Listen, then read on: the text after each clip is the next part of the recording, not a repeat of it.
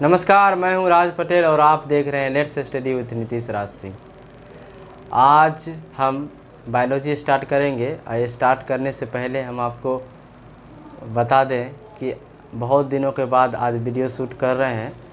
कुछ एसेंशियल कुछ वर्क था जिसमें हम उसमें फंसे हुए थे। अब कंटिन्यू करेंगे। चलिए, आपका समय कम लेते हुए और हम चैप्टर पर आते हैं। और पहला हम बता रहे हैं कि ये ह्यूमन हेल्थ एंड न्यूट्रिशन है, यानी मानव स्वास्थ्य और पोषण है। ठीक है, इसके बारे में हम जानेंगे। देखिए, मानव को जीवित रहने के लिए ऊर्जा की आवश्यकता होती है और ऊर्जा रॉ मटेरियल में लिया जाता है, वातावरण से लेता है। ठीक है, अब वातावरण से लेता है और वो वातावरण मेटाबॉलिक में किया जाता है और मेटाबॉलिक से वो क्या होता है, ऊर्जा उत्पादन करता है और वही ऊर्जा से वर्क कर पाता है या कुछ भी करता है। ठीक है, तो भोजन हम कई प्रकार के लेते हैं, मतलब मेनली कहा जाए तो दो प्रकार के, एक कार्बनिक रूप से और अकार्बनिक रूप से, यानी ऑर्गेनिक रूप से, इनऑर्गेनिक रूप से लेते हैं। ठीक है, तो हम कार्बनिक और अकार्बनिक दोनों को मिला के भोजन को हम मनुष्य के भोजन पर कई प्रकार के पोषण पदार्थों तथा कुछ निरर्थक, मतलब जिसका पदार्थों का जटिल मिश्रण होता है, यानी कम्प्लेक्स होता है, COMPLEX, कम्प्लेक्स मिक्सचर होता है, MIXTURE, मिक्सचर से बना होता है। ठीक है, इसी के आधार पर इसे 7 श्रेणियों में बांटा गया है। पहले है कार्बोहाइड्रेट्स, प्रोटीन्स है, वसाएँ हैं यानी फैट्स है, जल है वाटर है, खनिज तत्व है, विटामिन्स है।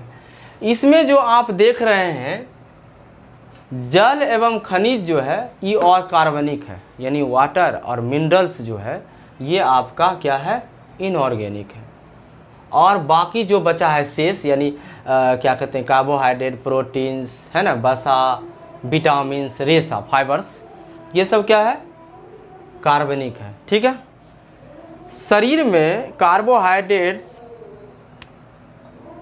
फैट्स और प्रोटीन की मात्रा सबसे अधिक होती है, इसीलिए इसको हम माइक्रो न्यूट्रिएंट्स कहते हैं, जिसको हम गुरु पोषक कहते हैं। क्या कहते हैं, गुरु पोषक सबसे अधिक।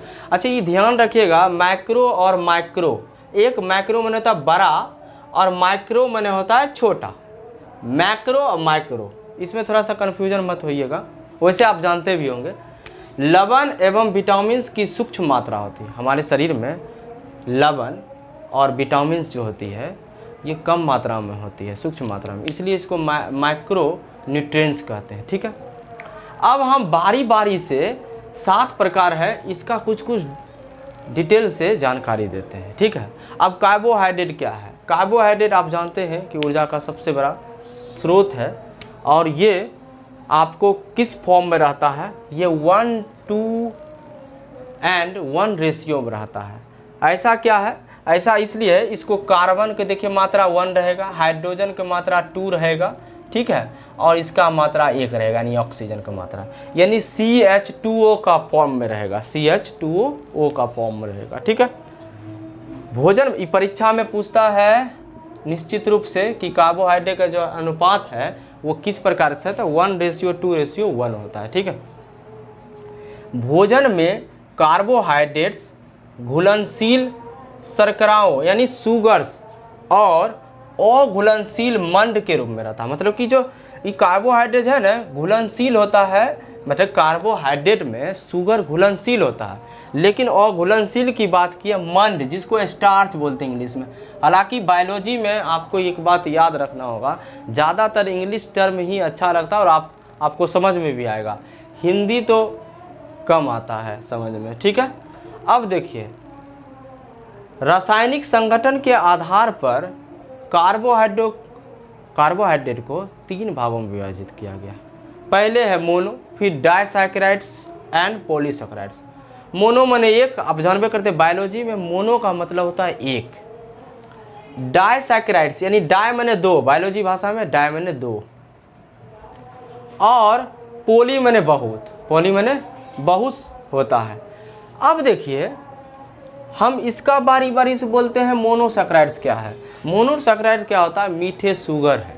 क्या है, मीठे शुगर कार्बोहाइड्रेट है, इसलिए इसको हम शुगर्स भी कहते हैं, ठीक है। शर्करा ये ब्लड में जो है एक निश्चित मात्रा में पाया जाता है, जिसको हम 90 से 160 mg/BL होती है, इसलिए इसे ब्लड शुगर भी कहते हैं। इसे क्या कहते हैं? Blood sugar.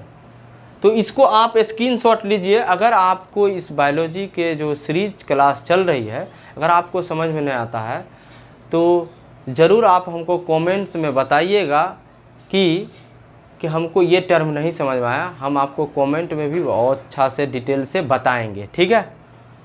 तो ठीक है, आप इसका स्क्रीनशॉट लीजिए। आपका प्यार बना रहेगा तो हम सीरीज फिजिक्स का, केमिस्ट्री का, बायोलॉजी का सब अच्छा कर देंगे। तब तक लीजिए, हम आगे इसको बढ़ाते हैं। चलिए स्टार्ट करते हैं। और तो फिर इसमें मोनोसैकेराइड्स में बता रहे थे, तो एक दो पॉइंट और है इसमें। देखिए, ये जो है ना मोनोसैकेराइड्स मीठे फलों में पाया जाता है, ठीक है। और देखिए इसमें एक और है, ये आरएनए एवं डीएनए नामक आनुवांशिक पदार्थों के संयोजन लिखा हुआ है में भाग लेते हैं। ये बहुत महत्वपूर्ण है, इसको आप एकदम नोट करिएगा, पॉइंट आउट करने वाला है, ठीक है। अब देखिए डायसैकेराइड्स के बारे में पढ़ाते हैं। ये दोनों दो मोनोसैकेराइड्स इकाइयों से बनते हैं। ये भी मीठा जल में घुलनशील और होता है। ये 3 प्रकार के होते हैं, जैसे मल्टोज, सुक्रोज और लैक्टोज होता है। एक चीज़ हम बताना चाहते हैं कि कुछ आवाज़ आता है, जैसे भजन कीर्तन कुछ भी हो रहा है, उस आवाज़ को अवॉइड करिएगा, पढ़ने पर फोकस करिएगा, ठीक है। देखिए मल्टोज क्या होता है? ये अंकुरित बीज में होता है। ये पादप में, ये दोनों मल्टोज और सुक्रोज जो है पादप में पाया जाता है, याद रखिएगा ये चीज़, यानी तो आप गलती नहीं कर दीजिएगा। सुक्रोज गन्ना में, यानी दोनों ही पादप में होता है, यानी प्लांट में। और लैक्टोज जो होता है ना, जंतु में होता है। लैक्टोज की मात्रा मानव माता के दुग्ध में बहुत अधिक होता है, ठीक है। ये याद रखिएगा, ये भी पॉइंट आउट है करने वाली है। अब आइए पॉलीसैकेराइड्स, जो कि कार्बोहाइड्रेट की तीसरा टाइप है। ये सेलुलोज के रूप में पृथ्वी पर सबसे अधिक पाए जाने वाले कार्बनिक यौगिक है, यानी ऑर्गेनिक कंपाउंड है, जो बायोपॉलीमर या पॉलीसैकेराइड्स में होता है, ठीक है। अब आइए देखिए, एक होता है जैसे शुगर लेवल बढ़ जाता है तो उसको डायबिटीज़, जिसको हम शुगर की बीमारी बोलते हैं। लेकिन वैसे व्यक्ति को मतलब कि अगर मीठा की ज़रूरत हो तो उसके लिए एक कृत्रिम रूप से सैकरीन नामक जो है ना शर्करा बना है, शुगर बना है, जो प्राकृतिक शुगर से 235 गुना अधिक मिठास देता है, जो वास्तविक में शुगर नहीं होता है। ये याद रखिएगा, पूछता है कभी कभी कि डायबिटीज़ वाले के लिए जो प्राकृतिक का जो बना हुआ कृत्रिम के लिए बना हुआ जो क्या कहते हैं शुगर है, उसका क्या नाम है? सैकरीन। ये प्राकृतिक नहीं है, अपितु कृत्रिम है। यह 235 गुना अधिक मीठा होता है, लेकिन ये वास्तविक शुगर नहीं होता। भारतीय भोजन की बात किया जाए तो शर्करा एवं अन्य कार्बोहाइड्रेट की मात्रा 65% तक होती है। ये भी क्वेश्चन बहुत अच्छा है, पूछता है। अब ये फैट में, फैट का मतलब होता है वसा। वसा एक्चुअली में क्या होता है आप जानते हैं, चर्बी, ठीक है ना। अब देखिए इसमें जो पॉइंट आउट करने वाला कुछ महत्वपूर्ण चीज़ है, ये चीज़ हम लिखे। देखिए ये कार्बोहाइड्रेट की तुलना में दुगुनी से भी कुछ अधिक ऊर्जा मुक्त करती है, यानी फ्री करती है, ठीक है।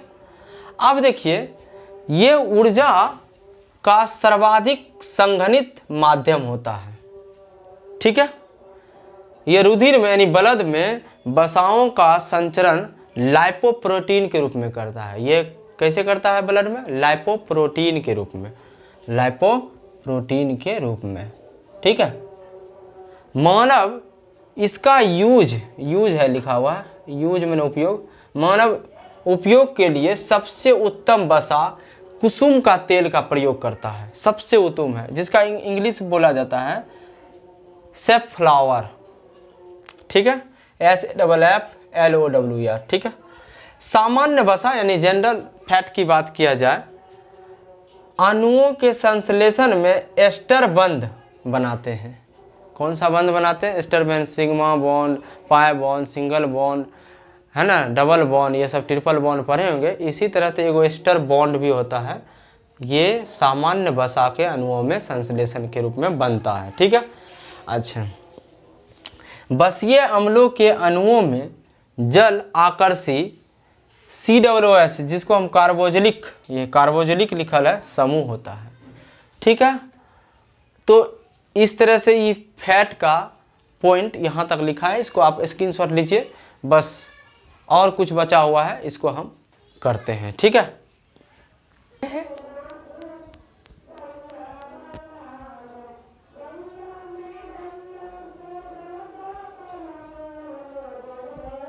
लिखवे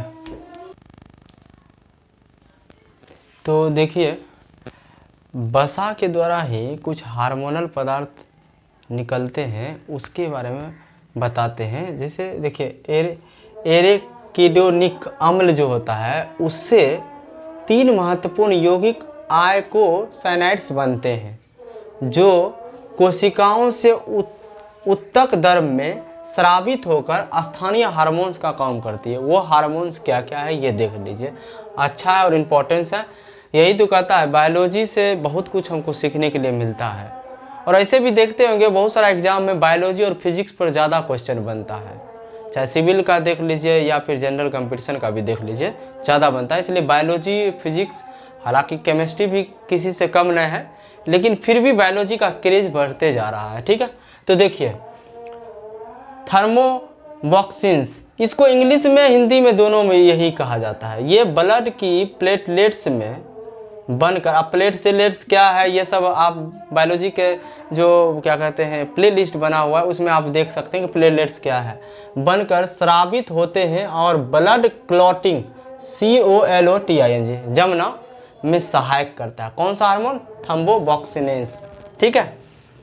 ये ब्लड को जमने में मदद करता है। अब आइए लिकोकोट्रिनियंस, अब ये क्या होता है? ये WBC में बनकर बनता है, स्रावित होता है, और ये वायु नलियों की दीवार की पेशियों में संकुचन। अब संकुचन क्या है बताते, जैसे मान लीजिए हार्ट को देखते हैं, वो ऐसे ऐसे होते ही रहता है, जैसे मतलब कि अब जैसे मान लीजिए कोई क्या कहते हैं, जैसे कोई गद्दा टाइप कर लीजिए, उसको दबाइए फिर वहीं चलाता वापस, इसको हम संकुचन बोलते हैं जी, ठीक है। को प्रेरित करके श्वसन क्रिया में सहायता करता है। क्या करता है? सहायता करता है। इसकी अधिकता में अगर ये सबसे बहुत ज़्यादा बढ़ जाएगा, ये नॉर्मल रहेगा तो ठीक है, लेकिन इसका अधिकता हो जाएगा तो अस्थमा बीमारी है, जिसको हम दम्मा कहते हैं। अक्सर उम्र ज़्यादा बढ़ने के बाद इसका ज़्यादा देखते हैं, इसका प्रभावित होते हैं, ठीक है। अब देखिए प्रोस्टेग्लैंडिस, ये क्या है? ये मानव के वीर्य, स्त्रियों के रज, जिसको हम मेंस्ट्रुअल फ्लूइड कहते हैं, तथा कई उत्तकों के उत्तक दर में स्रावित होते हैं, ठीक है। ये चक्र जो होते हैं AMP के बनने में, रजोधर्म प्रसव के समय गर्भाशय को, जिसको ओवम बोला जाता है, सॉरी हाँ वॉम बोला भी जाता है, को पेशियों के संकुचन, सोने, जगने, शरीर की ताप के बढ़ाने में, और स्थानीय पीड़ा, कुछ भी शरीर में पीड़ा हो रहा है, ये इसका जिम्मेवार ये है, ठीक है, कि उत्पत्ति आदि क्रियाओं में इनका महत्वपूर्ण योगदान होता है। तो इस तरह से आप वसा तक पढ़े, फैट तक, आगे जो है हम बताएंगे। तो याद रखिए, देखिए किसी को आप सम्मान करना सीखिए। आपको पता होना चाहिए कि जिस समय आप सम्मान किसी को नहीं दे होते हैं, उस समय आप सम्मान खोते हुए भी नज़र आता होगा। क्यों? क्योंकि आप किसी को सम्मान दीजिएगा तभी आप सम्मान पाइएगा, ठीक है। तो इसी के साथ हम अपना वीडियो समाप्त करते हैं, और आप वीडियो को शेयर करिएगा, लाइक करिएगा, और आगे हम इससे अच्छा से मोटिवेट होके और भी बेहतर तरीक़ा से वीडियो बैक टू बैक देते रहेंगे। तब तक आप घर में रहिए, सुरक्षित रहिए, पढ़ते रहिए मस्ती से और खुश रहिए हमेशा। क्योंकि आप देखिए, आप उसी समय कमज़ोर हो जाते हैं जब किसी के आप रिमोट कंट्रोलर बन जाते हैं। आप किसी के हाथ, आप किसी के रहने ना रहने से क्या है। आप अपने आप में खुश रहिए। अपने आप में जब खुशी रहने लगेगा तो आप किसी से नहीं उतना आप मतलब रखिएगा और पढ़ते रहिए। देखिए, बिजी कर लीजिए, अपने आप को बिजी जब कर लीजिएगा तो फालतू थॉट माइंड में नहीं आएगा। हमेशा बी पॉजिटिव रहिए। तब तक हमें दीजिए इजाज़त और धन्यवाद।